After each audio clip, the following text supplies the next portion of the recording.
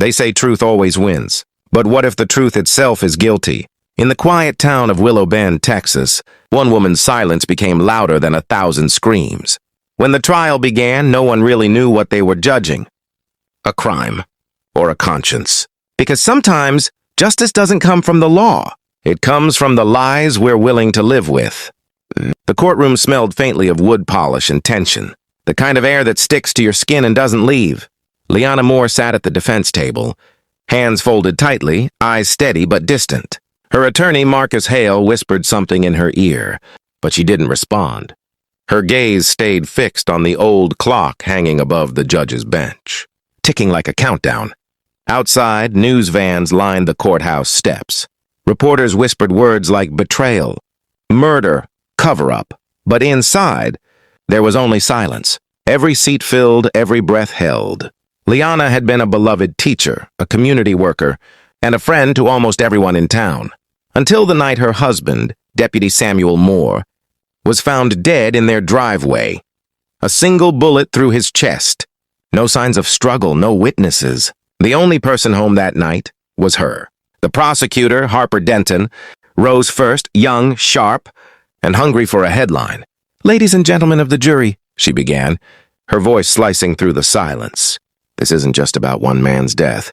It's about deception, control, and the face evil wears when it smiles at you every morning. The crowd murmured. Marcus Hale leaned forward, his voice calm but firm. "Or maybe," he said, "it's about a woman who spent 10 years surviving a storm, behind closed doors." Judge Rebecca Klein tapped her gavel once, restoring order. "Proceed," she said. Ethan Cross, the town's lead investigator, took the stand.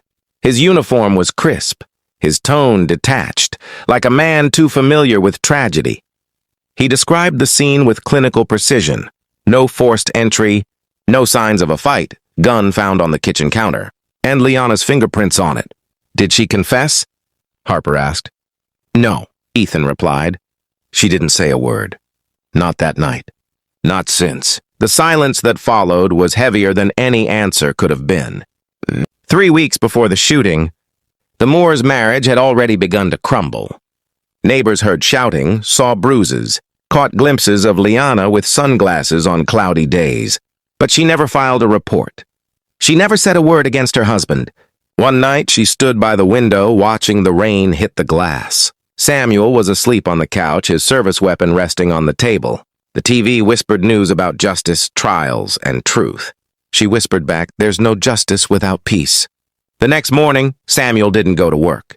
Back in the courtroom, Marcus called his client to the stand. The room leaned forward, breath shallow. Liana rose slowly, her black dress fitting her like armor. "Mrs. Moore," Marcus said gently, "did you love your husband?" She looked at the jury. "Yes," she said softly, "but love can't survive fear."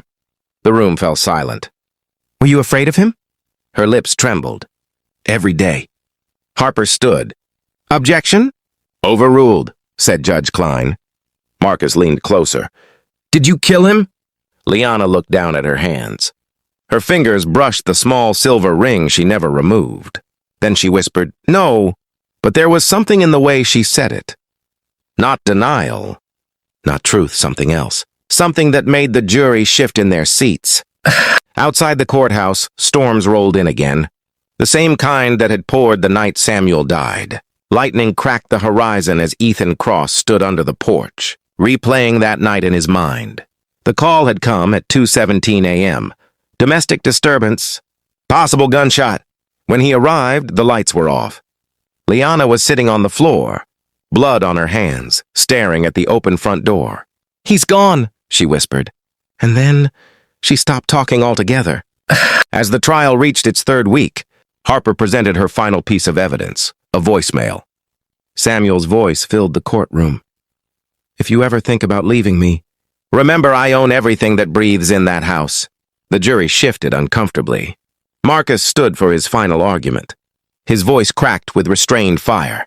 "You've heard the facts. You've seen the pictures. But facts can lie. Pictures can't show fear. This woman spent a decade fighting for her life in silence. And when the silence broke, you called it murder. Ask yourselves, is justice about punishment or understanding?" He paused, The courtroom felt smaller now, because sometimes the truth isn't what happened, it's why. The jury left for deliberation. Rain hammered the windows. Liana sat motionless, her eyes fixed on the empty witness chair. Hours passed. When the jury finally returned, every head turned toward the foreman. "We find the defendant not guilty." Gasps echoed. Cameras flashed. Liana didn't move. Not a tear, not a smile. She simply whispered, "It's over." But Ethan Cross, standing by the door, didn't believe it. Something about the night still didn't fit. The gun's angle, the blood pattern, the missing shell casing. After the courtroom cleared, he approached Liana. "There's something you're still not telling me." She met his eyes for the first time since the night of the murder. "You're right," she said quietly. "Because it wasn't me." Ethan frowned. "Then who?" Liana smiled faintly, almost brokenly. "The boy who called that night. He said he heard a gunshot, but no one ever asked who he saw leaving." Ethan's blood ran cold. "The neighbor's son?" She nodded. "He wasn't their son. He was ours? Samuel made me hide it. When he found out, he tried to take him away. The gun went off before I could reach them." Her voice cracked. "He saved me, but he'll never forgive himself." Ethan stood frozen as the truth hit him harder than any verdict. Liana hadn't been protecting herself. She'd been protecting her son. He wanted to ask where the boy was now, but he already knew. The foster record, the anonymous witness, the shaky voice on the 911 tape. Everything fit. As he turned to leave, Liana said softly, "You wanted the truth, Officer Cross. Now you have it. Just don't try to make it right. Some truths belong in the dark." Outside, the rain had stopped. The courthouse lights flickered against the wet streets. Ethan lit a cigarette, watching the smoke rise and fade into the dawn. Inside, Liana sat alone in the empty courtroom, staring at the place her husband once stood. Her hands trembled, but her face stayed calm. She took off her wedding ring, placed it on the defense table, and whispered, "For once, I'm free." The gavel echoed one last time in her mind, and in the silence that followed, justice finally felt human.